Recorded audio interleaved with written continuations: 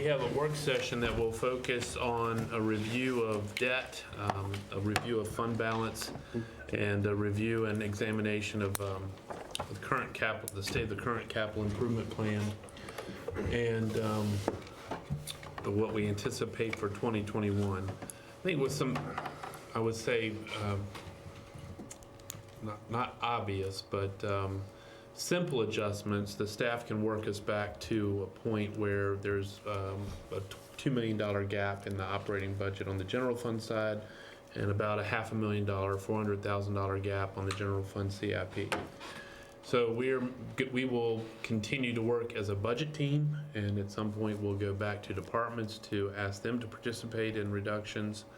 But this evening, we'll walk through those elements of debt and fund balance and capital improvement planning and point out how they relate to the formulation of an operating budget and how choices related to those topics and value judgment strategies might influence how we work through to balance the 2021 city manager's recommendation.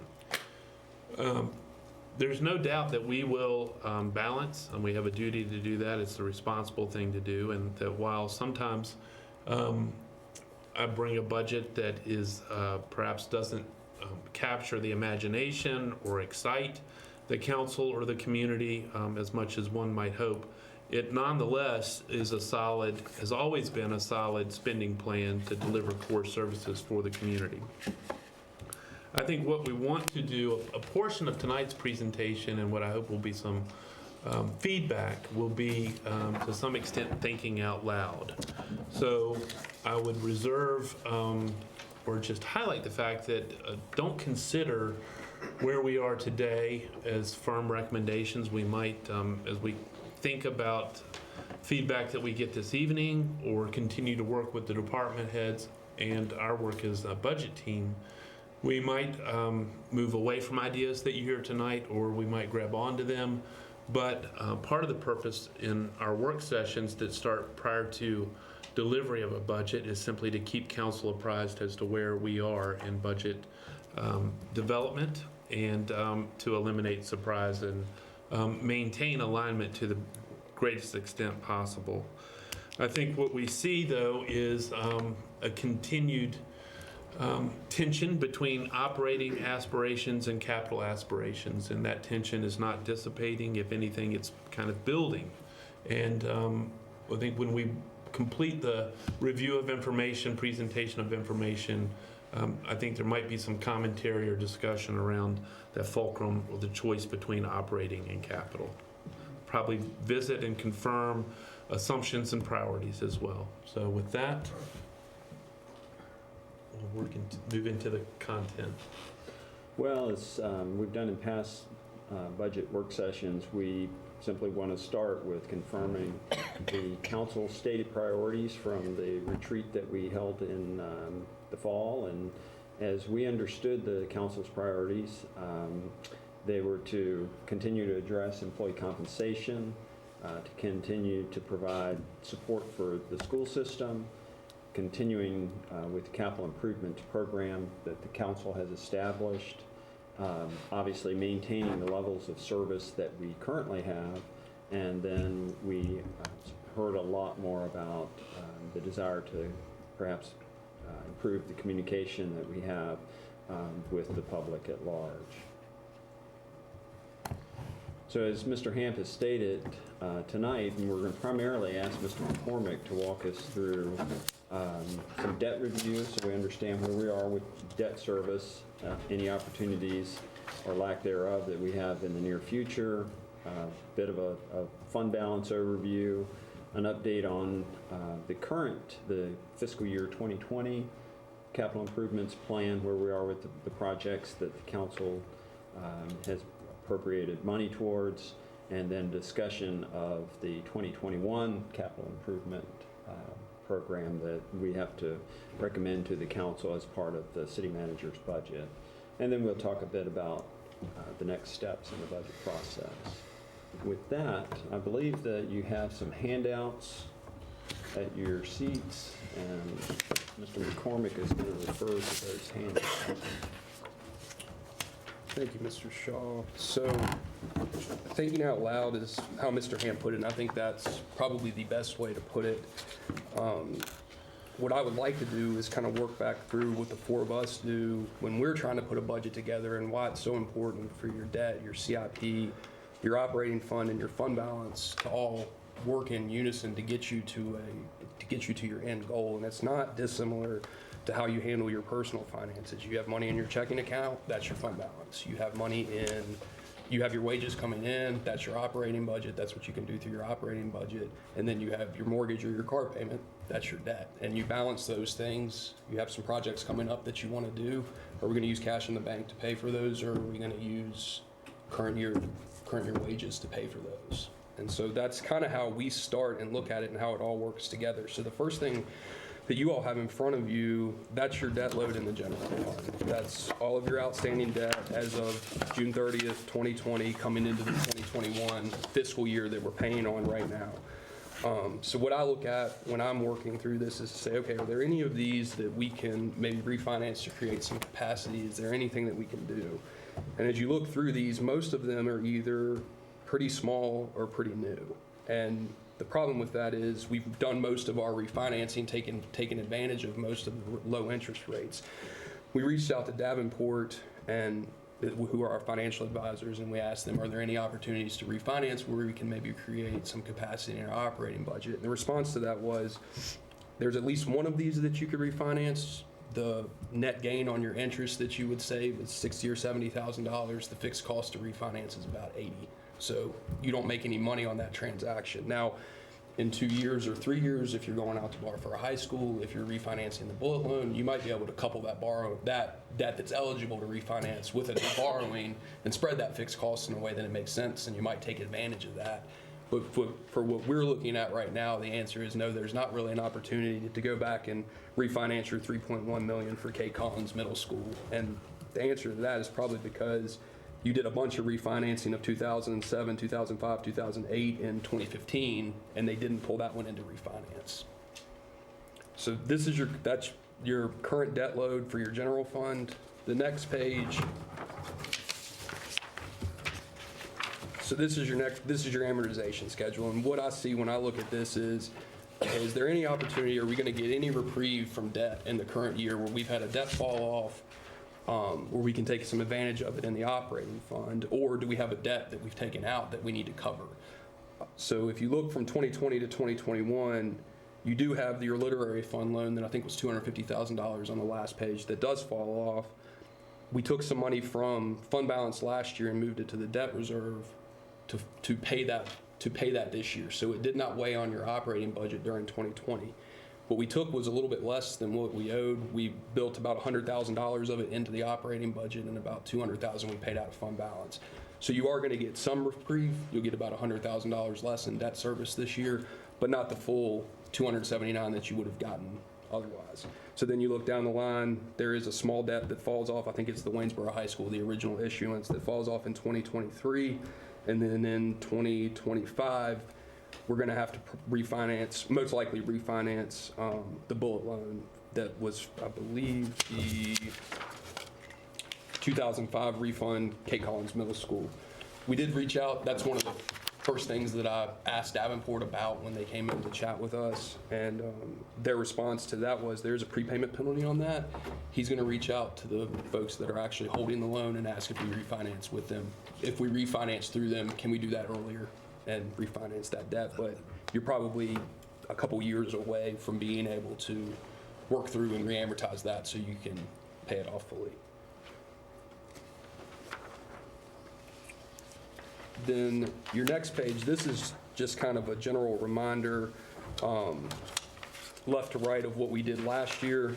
We went through the CAFR last year and said, okay, these are the fund balance accounts that we have access to. Then we did an intermediate step of, okay, let's put them with like kind, and then we did a proposed. And this is actually what we ended up enacting at the end of last year. The one big thing to remember on this sheet is on the far right, you've got your unassigned fund balance, $8,224,013. We actually put a fund balance policy in place, and we moved that to a committed reserve now. you'd look at that like your working capital. That's what we use, so that a lot of places and a lot of local governments of our size, they have to go out and get what's called like a RAN or a TAN, revenue anticipation note, or a tax anticipation note, and they're basically floating their working capital until they get their tax payments. We don't have to do that because we have enough working capital to make payroll from when we get a tax payment in 7/31 until December 5th. So you save your interest, and it saves a whole lot of headache from year to year to have that to work with. That's how we funded a good chunk of your CIP last year. We built a minor maintenance reserve, paid your interest payment on your second interest payment on the high school debt. Then you'll see the fiscal year 2020 debt supplement. That's where we paid the majority of the literary fund loan off. The major maintenance in the CIP, transfer to stormwater fund, and then some miscellaneous appropriations. I think that was the comp study and a few other things that we pulled out of the 2020 operating budget to take some pressure off there and funded it with some fund balance money.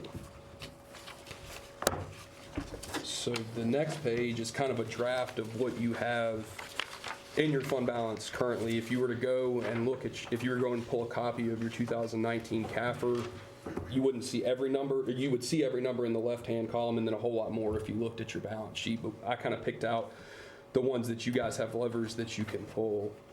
So you have a restricted public works reserve there of $984,366. The majority of that reserve is an encumbrance where, or is a purchase order that we had issued before the end of the year. Work didn't get done until after the end of the year, and it's got to be spent on highway maintenance. Then if you look to the column to the right, you also have your Sunset Park of $473,34. Back in November, we had a discussion about how there wasn't quite enough money to fund the Florence Avenue Bridge and the CIP plan, but we had some money in Sunset Park that we'd set aside that was local funds.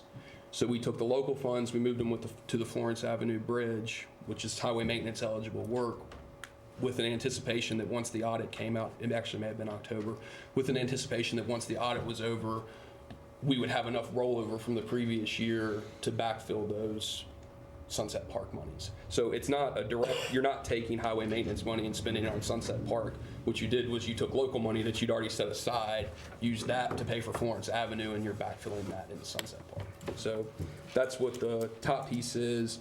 The reserve replenishment, you have your required fund balance reserve. That's the committed reserve. Your operating budget's probably, the revenue looks like it's trending around 2%. The $165,000 there keeps you from having to come up with that money at the end of, during your 2021 CAFR process. So that way, as soon as the budget's adopted, we can say, okay, what's 16% of next year's budget, and we can move that money into your committed reserve to keep in line with the fund balance policy. The minor maintenance, we've had to hit the minor maintenance in the general fund for a few small things. I think we bought, I think we matched where we had a police car that was totaled, and we were a little bit short because it had depreciated some, and we put some money with that. A couple of small things like that. The prior year appropriations of $148,380. Those are things that we didn't get on encumbrance before the end of the year. So the upgrades to the outside of the Rosenwald building, I think it was about $60,000, $80,000, somewhere in there. The engineering for the SoCa project, just some things like that, where we did appropriations after the end of the year for things that we had budgeted for during 2020, or during 2019. We did budget appropriations during 2020, so it automatically assigns the funds. So that money's already been spent, but it's just to make sure you have a full detail of the $378,380. You've got your major maintenance. Again, that's just refilling the major maintenance reserve. We've hit that for a couple of small things in the CIP fund, so putting the money back there. Next line down is your capital projects, or the next column down is a capital projects assigned fund balance that when we were putting the CAFR together, if you remember, we had a couple of adjustments in the way that we treated some bond proceeds and the way that we treated the tax reconciliation that resulted in a little bit of money coming back into fund balance, more than what normally would. It was kind of a one-time adjustment. And so we looked out into the future at, okay, what are the things that we've committed to, or the council is committed to as a city, that we're going to have to fund? And we came up with the Natural History Museum, the soccer complex. We needed some money to for the Delphine Main roundabout, because that was a little bit higher than what we had budgeted for the 2021 CIP. Same thing with the A Street Bridge match. And then the Sunset Park, we ended up moving, I think it was about $513,000 out of the Sunset Park to Florence Avenue. So that's the gap from the 513 that we moved to the 470 up top, just to make sure that we put everything back that was in that reserve originally.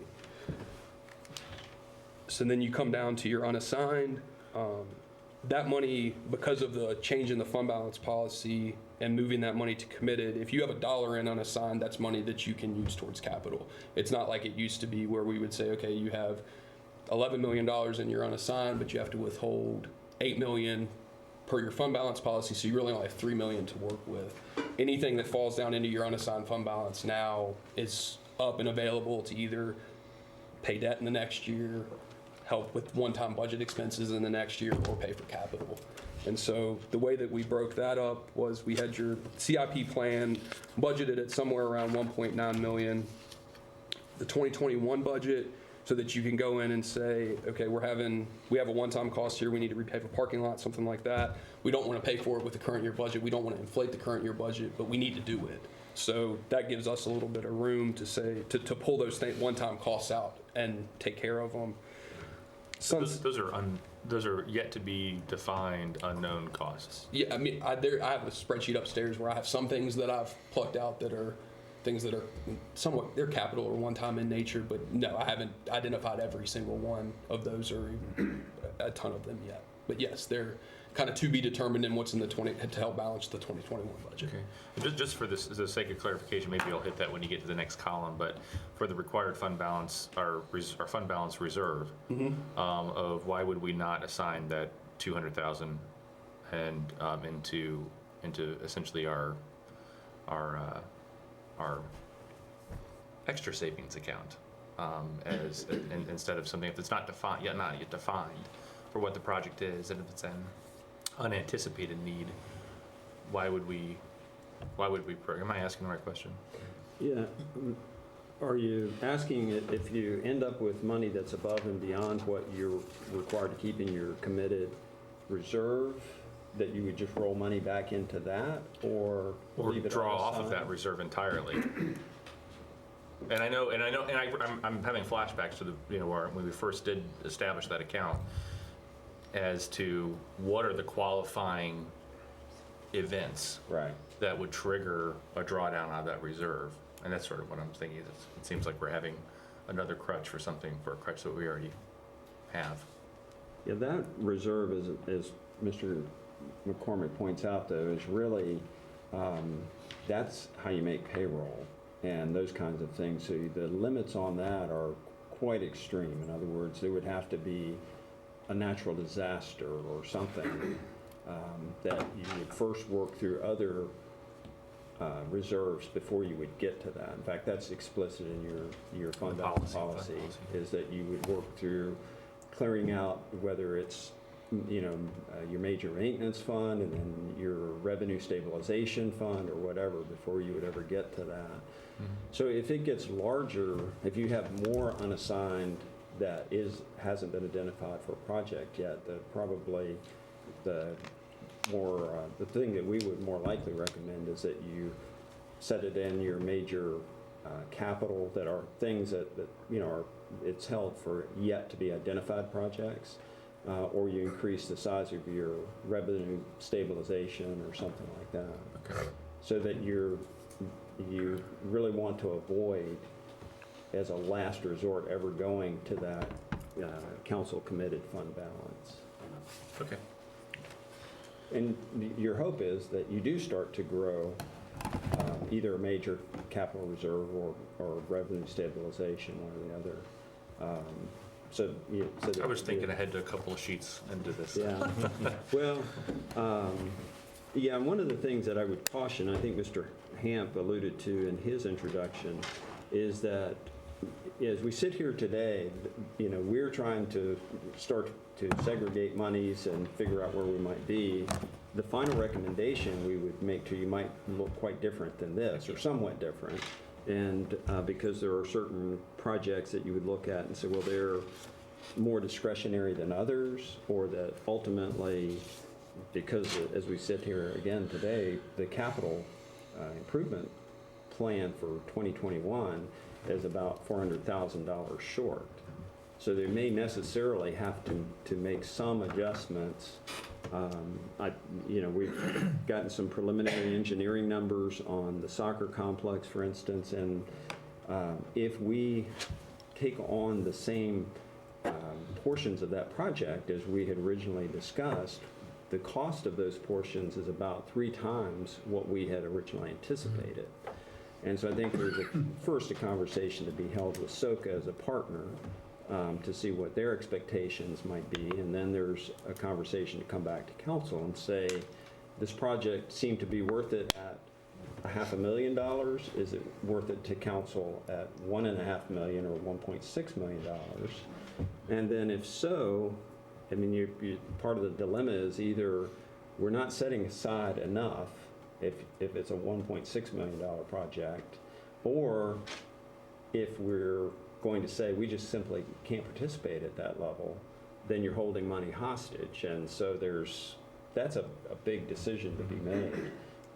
Again, I think we'd want to allow we talk to SOCA and see what their expectations are. But And their timeline too, I mean, because these estimates are largely being driven off of present day construction values. that's correct. Right. That's correct. And grading is a huge cost Absolutely. in that project. Right. They're all very busy, so. So but there's some of these that, when you look at the A Street Bridge, we already have a certain amount of revenue sharing money from the Department of Transportation on that. We've set aside our matches. We've asked for some additional funds. And similarly with the Delphine Main Roundabout, we've made application for revenue sharing money, and so we're holding our match in anticipation that we would get a grant. If we don't, then our problem could be much more expensive. So again, we're at a point where we're trying to think of a reasonable way to divide up money that is available to the council in a way that we think matches the expectations that you've outlined. But I think the reality is that we're going to come back and say something's got to give here. Something has to be prioritized over something else. The other element of this, and this is very,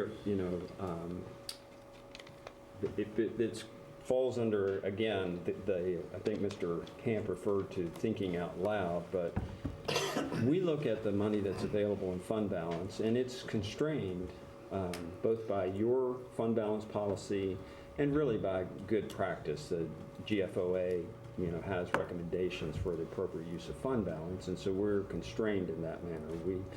And I think for good reason, but there are things that you can do with fund balance that take relief off of your operating fund.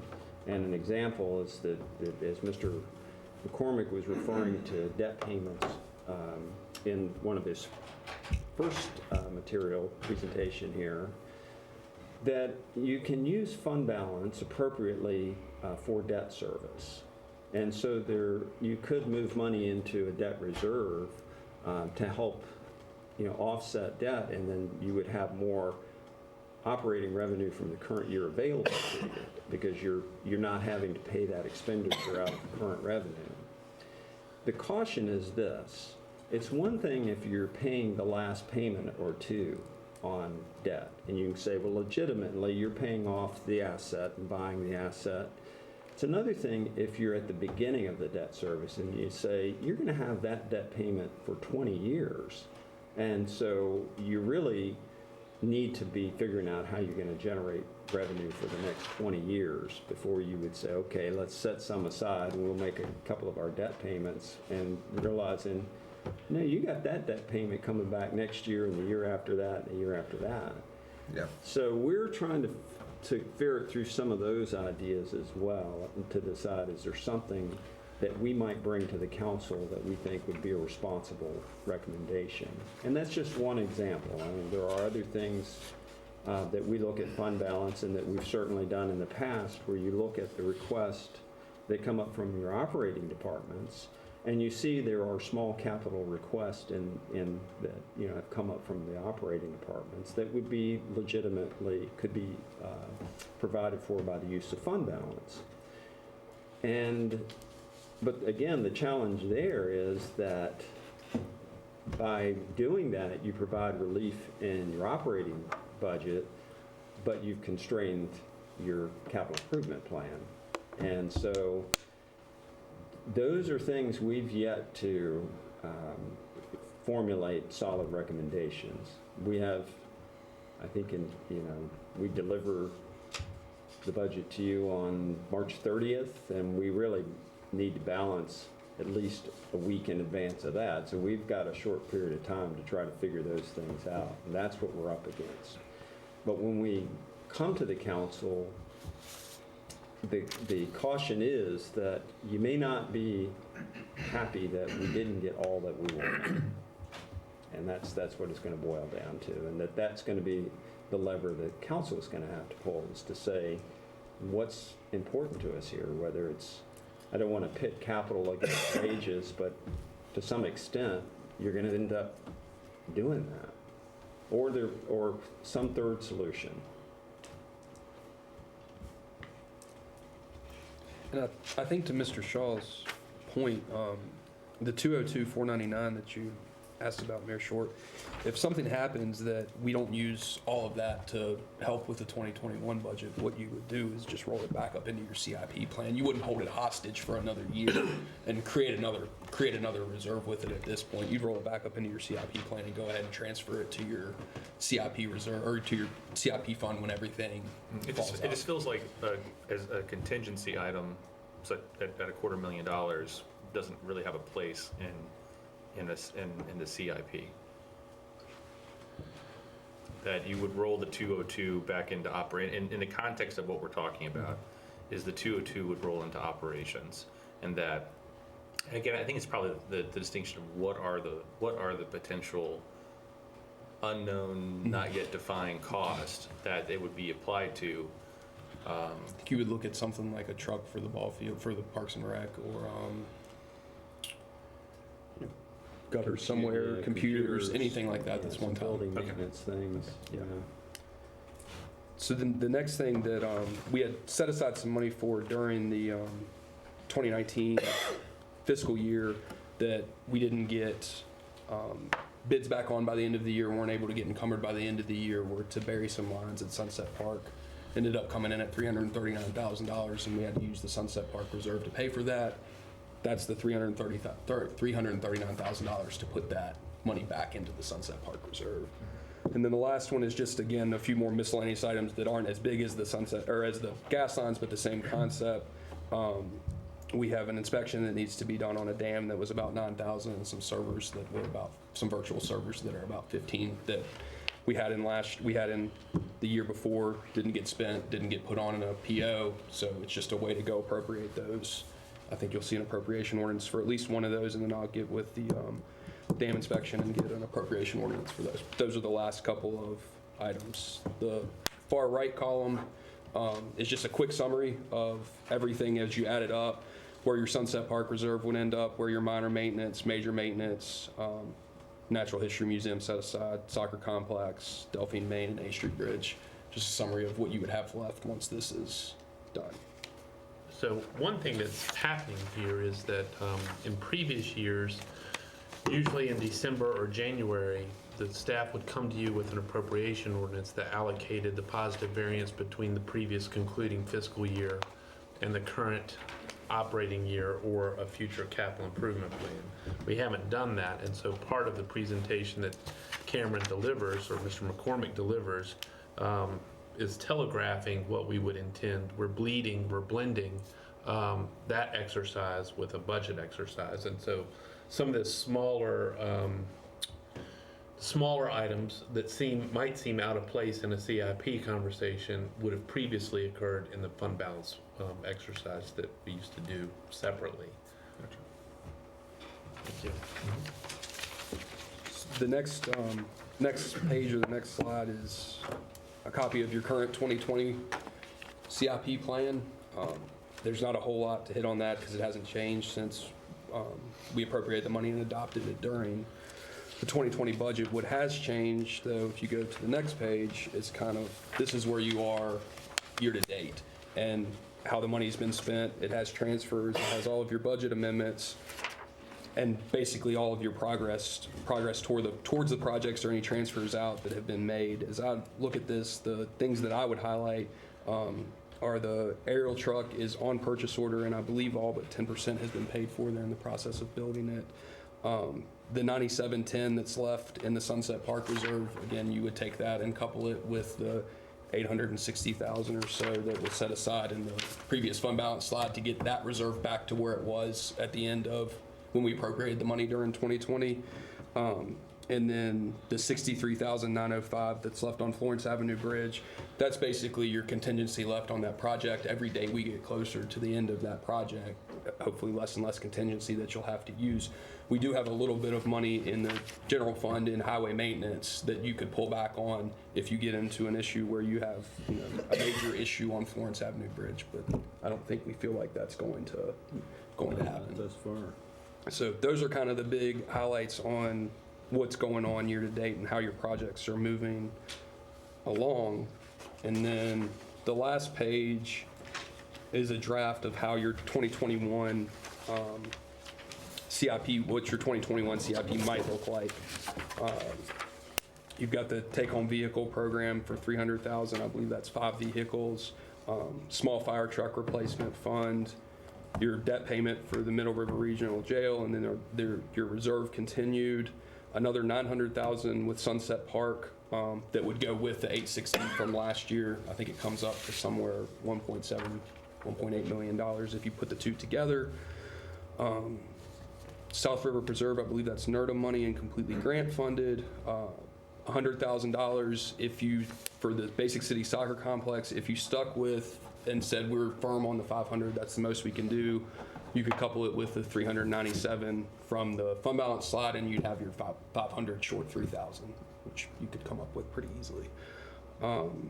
Again, some more grant-funded projects, some maintenance at the Gorsuch Building for some HVAC units, 8th Street Bridge and Culvert. That's the Smart Scale program that we have funded here. The main Delphine roundabout, a continued reserve on your Southern Corridor. Because I believe you have a second payment coming up for that in 2023. That's correct. Coming up in the next few years. That's going to be of good size. You're going to need to plan and continue to put a reserve together for that. So that'll go into the reserve that we built last year. Couple it with that so that you've got good progress towards that payment. Data center refresh is, again, just an informational technology. It's an IT. I believe it's for the email servers to keep those up and running and redo them. Waynesboro Commerce and Industrial Park, 45,000. That's to do the engineering or the environmental study. That's an environmental Study. And then 333 towards the Virginia Museum of Natural History. And then the bottom is your sources for how you balance it out. You've got some rec access funding from the state, some TAP grants that we have to match that are worked into your local funding needed, the VDOT revenue sharing, NRDA grant, and then you had a transfer into your 410 fund 2 years ago to fund the 8th Street Bridge. That money's still sitting there. So all that is just moving the money from your 410, which was your old capital fund, to your new capital fund and appropriating it. Appropriation from your 2021 operating budget, and then the local funding needed. I don't want it at the balance at the bottom says 0. I don't want that to be at all misleading, because your fund balance shows 1.9 is what is available to roll over into your CIP plan, and the local funding needed is 2.3. So you're a little bit out there. And then the only cautions that I would say are the first 3 or 4 items: your take-home vehicle program, your fire truck replacement fund, and then your Middle River Regional Jail debt payment and the reserve. Ideally, when I go through this, I try to match recurring revenue with recurring revenue. So those are things that if you step into a take-home vehicle program, I would think that you would want to keep doing it year over year. Your appropriation from your 2021 budget doesn't quite cover those things if you put them all together. So that's one caution that I would have, that there's nothing there that you couldn't, there isn't anything there that you couldn't pull back on. You could say, we don't want to do take-home vehicles, we don't want to do a fire truck replacement fund, and we don't want to fund the reserve for the jail debt. So there's nothing there that you couldn't stop, but there are some that might be a little bit more difficult than others to stop. But the debt payment is covered, which is what you would have to keep making. I think I might flesh that out a little bit, just to note that, we looked at the fire truck replacement, the ladder truck that we just recently purchased, and we were fortunate that we had accumulated cash on hand to be able to pay for that. In conversation with fire chief, we know that there's another truck looming, and these are expensive vehicles, and so we thought we might be well served to start setting aside money in anticipation of that purchase. If all we do is set aside $50,000 and never add to the reserve, if we don't keep that up, then we may as well not set aside the $50,000. I mean, that's the sort of thing that you say, that's a program, so those types of things only work if there's a commitment to them over time. And we can point to a number of purchases that we've made where we had shorter time frames, but we set aside the money in anticipation of a large expenditure, and so we had cash on hand to do it. All of the enterprise-wide planning software that we just replaced, it was all of our financial software and tax billing software, utility billing software, and so forth. We set aside about 3 or 4 years worth of fund balance contributions to be able to pay for that. And it was, gosh, $1.6 or $7 million expenditure once we made it. So the fire truck will be much more, one of those things that once, if you're able to set aside the money is, again, well served if councils remain committed to building a reserve. With the jail, just want to, as a reminder, I think we talked about this last year, the $340,997 is a debt payment that we will have to make in the current year, upcoming year. But what we've been trying to do is use the money that we've gotten from the jail buy-ins in recent years to match that and then establish something of a reserve, so when that funding runs out, when that revenue stream stops, you don't end up with a $400,000 payment, or future council doesn't have a $400,000 payment that you need to suddenly generate new revenue for. I think that, that's. What's the current balance of the Middle River Regional Jail Reserve? I think if you go back one page, the debt payment ended up being $78 less than what we projected, and then you had $294,450 that you put into the reserve last year. So what we were kind of trying to do was that we had, I think, about 6 years left of payments on that, and about 12 years left of debt, roughly. So you were and it was about 50-50. The Middle River Regional Jail buy-in payment was about $635. The debt payment was about $340. So if you took all the $635, cut it and took $340 towards the debt, the remainder put it in the reserve, you'd have enough to float you through until basically you paid the debt off. I think there was some additional contributions you would have to add at some point. What's the balance the present balance of the reserve? 294. 294. And then we're proposing to move another 500 in.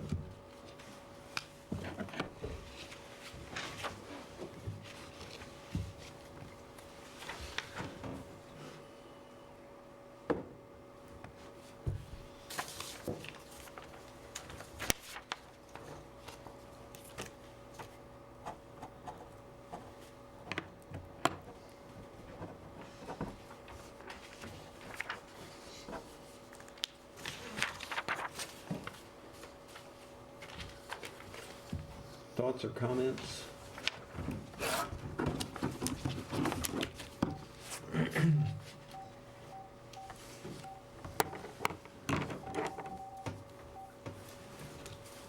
So where we're going right now with the budget and what our list is, how much will we be short of? Right now, as we sit here today, we're $400,000 short from being able to fund the capital improvement plan that's outlined. And then we're about 2 million, a little more than 2 million short, yes. 2.5 million short on the operating budget. The operating budget currently has we've programmed 2 phases of the comp study, wage and compensation study, that would be to be able to adopt the new wage scales and then move everybody at least into their scale. If you had anybody that was below scale, they would be moved into scale. And then to move anybody who's more than 10% outside of their market rate, at least to within 10% of market rate. And then we're preserving a 3% wage increase that's available for all employees through the PRP process. That's our performance evaluation process. And as we sit here today, that is programmed to begin July 1st.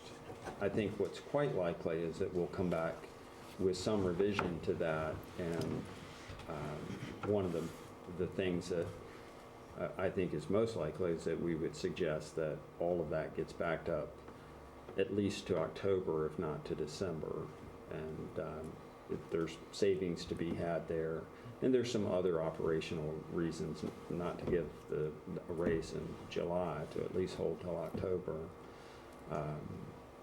So to your direct questions, where do we stand? Well, we're looking for about $2.9 million. And again, there are things that we look at that are the basic financial management of municipalities is how do you manage the money that you have available in fund balance to be able to accomplish things even in your operating budget and your CIP at the same time. We've not adjusted revenues yet, but I think as we, beyond our original projections, but as we discussed, I think in a previous meeting, we don't think there's a great deal of capacity to generate more revenue, just from natural growth and how we see either meals, lodging, sales tax trending. We still have things in the 2.5 million that are probably pulled in from the supplemental request that came from the departments. Correct. That's kind of what I was working back through to balance back, or as a starting point is what did we add back that we haven't done in the past. Right. But we felt like was a good, as a budget committee, was a good thing for the city. Yeah. That's the next thing that we'll work through, and then we would look at wages would be the next. The bottom line would be, if you can cut back in the areas where you think you can cut back to try to get rid of that 2.5 million or Right. get it back to where we're still probably not going to get back to the point where we can do everything we have in our CIP now listed. And we're going to run short of funds, $400,000 or $500,000. And there's no real possibilities of any new money coming to us to help that to be reality. Correct. Is that what I'm I hearing? think so, and I think we're being cautious not to either be alarmist or overly blunt. But as we look at the CIP, I think that's where there's some choices to be made, is to say, how do you prioritize some of the things that are there, and over what period of time can you accomplish them? What things would you say? And it comes down to, at least as we look at it, we say, what are those things that you have to do because they're basic infrastructure and support of public safety and those kinds of things? What are things where we've already made some sort of an agreement with someone? What are things that we would like to do, but they're, you say, do you have to do them? Wants and needs. Well, there's some great quality of life projects here, but I don't know if we've had a conversation about if you had to say what's your first, second, and third, then what would you say? I mean, how would you start to rank those projects? And based on whatever criteria you choose. So, this is, I hearken again back to Mr. Ham's preliminary conversation or comments. Is just that at this stage of the budget process, typically we're in past years until last year we really hadn't engaged the council in this kind of a conversation. We simply came to you with a recommendation. But I think you get to see now what we're struggling with, and we hope that it now is no surprise to you when we come back with a final recommendation, and because I can understand if you would be disappointed. So are you looking from us now to figure out what priorities we have so that you can finish your budget? I think a couple of things that I might like to test. One is just confirm an assumption that there's no appetite to raise rates either. I shouldn't say either. Specifically, tax rate, real estate tax rate. It's not, I know it's, in city manager school, they tell you that election years are not great years to propose or even inquire about a tax rate increase, but we also think about in city manager school that oftentimes a year in which you enjoy the benefit of a reassessment, that doesn't necessarily present an opportunity either, and we find ourselves in alternating years for elections and reassessments. So in that environment, and I suppose in any small, mid-sized city in the Commonwealth, it's never a great time to talk about a tax rate increase. But kidding aside, it would be helpful to confirm if that's if that assumption still holds, and I assume that it does. Beyond that, we work, I think Mr. Shaw suggests a conversation that might be helpful, and that's an examination or a confirmation that the priorities still hold, that we still, or the council still prioritizes compensation over capital. And if that's the case, that's helpful to know. And then within the capital plan, maybe the conversation is, let's examine 3 or 4 key projects that either bear down on us by virtue of where they are in development or timing or even magnitude, and just confirm prioritization there. And I think those projects include the museum, SOCA, the MOU for the soccer complex, and Sunset Park. And is there another one that we want to include in that conversation? It seems like there were 4, but only 3 are Reserve, Southern Corridor Reserve. Southern Corridor. That's- But so how would we think about those? And I think your staff looked at, the museum seems to hold the more potential for meaningful and real transformation in the downtown area. You've got the Commonwealth as a partner. That project has been confirmed several times over, has some enduring support by elected bodies and in the community. So that seems to be a priority, or lend itself to prioritization. Sunset Park is, it's difficult. It's one of those projects that we talked about. Is it a have to or is it a want? And it's not always, I'm going to be thoughtful about the way I say this.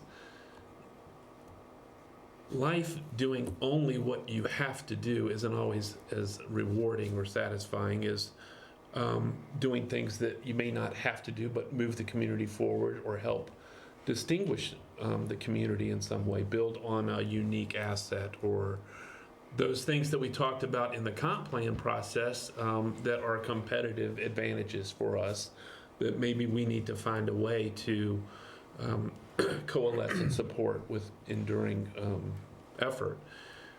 And I think that's part of the challenge that we see manifest itself in this budget process, is that our community, and organization has been focused on core services. And I'm going to say this in a Spockian type way, completely objective and scientifically, intended neither as a compliment or a complaint, that affordability has been a guiding principle for our community. And I think that's the affordability as a guiding principle often manifests itself as tension between what you'd like to do and what you have to do.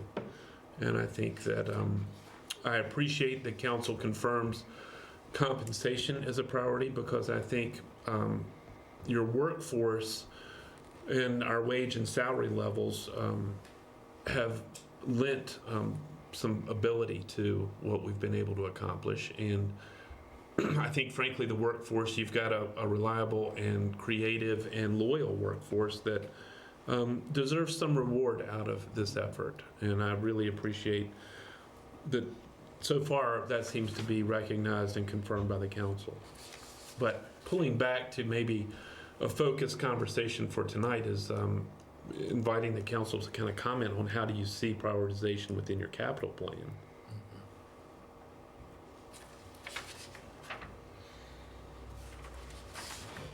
Well, I'm thinking, just Robbie Henderson's thinking here. Employee compensation is big on my agenda, because we're just a training ground for other people, and to stop that, we're gonna have to start paying other people better. So I'm looking at that aspect.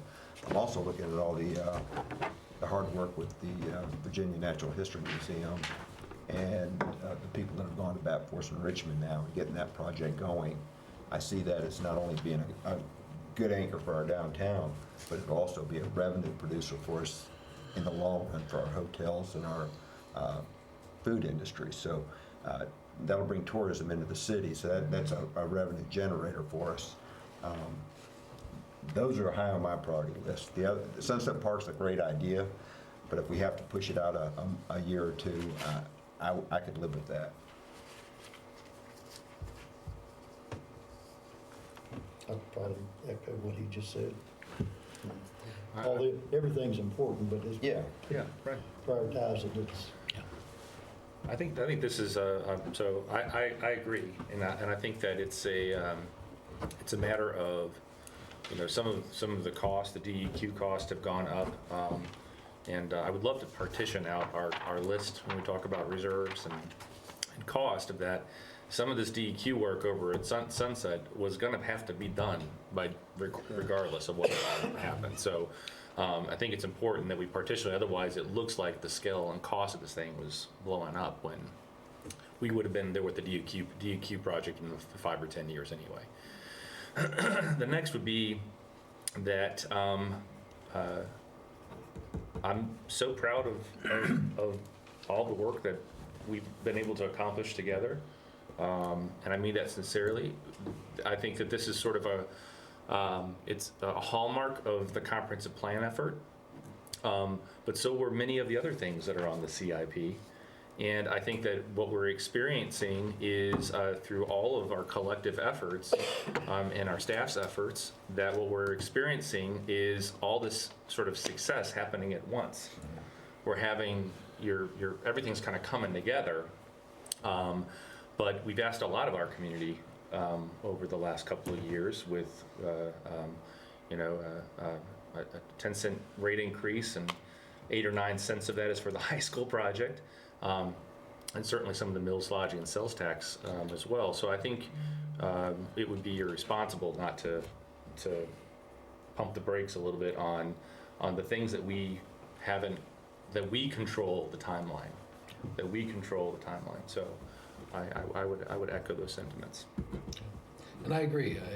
As much as I'd like to keep moving that ball forward, at this time, I think that presents itself as Terry said, the thing that we control in its entirety. We don't want to not live up to the commitments we've made, particularly when there are other major players that are working towards commitments. Some of the other things we're still waiting for the details on, but it sounds like that might be the one to start with, just to slow it down. And just to echo too on the compensation side, that was an eye-opening process, I think, for all of us, to see the degree of 75% of our labor force below the market rate. That's a pretty compelling story, and I think it would equally be irresponsible not to address our hardworking employees and all that they do every day.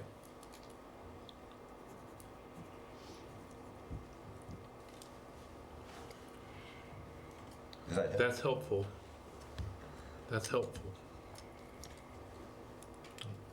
Other things for us? If not, I think that's a successful and productive. Well, effort. I had a question from someone today who asked, so what's new with these meetings? This is another budget meeting? What are you guys doing these budget meetings?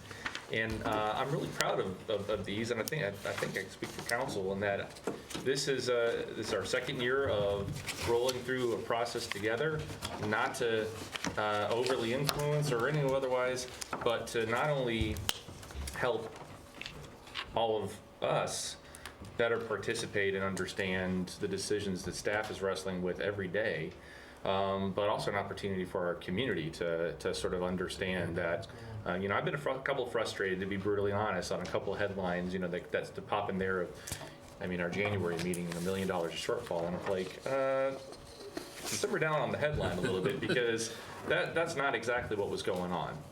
This is, for good or bad, this is a community sitting around a table, at a kitchen table, and talking about the finances for the next year.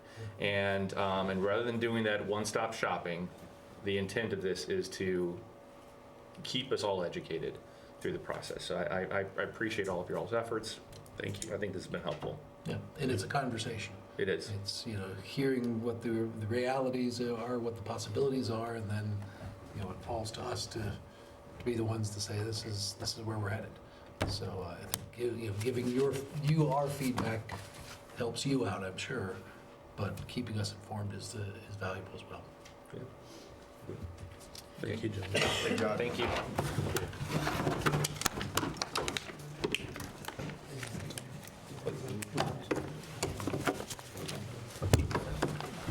Played them pretty well. Yeah.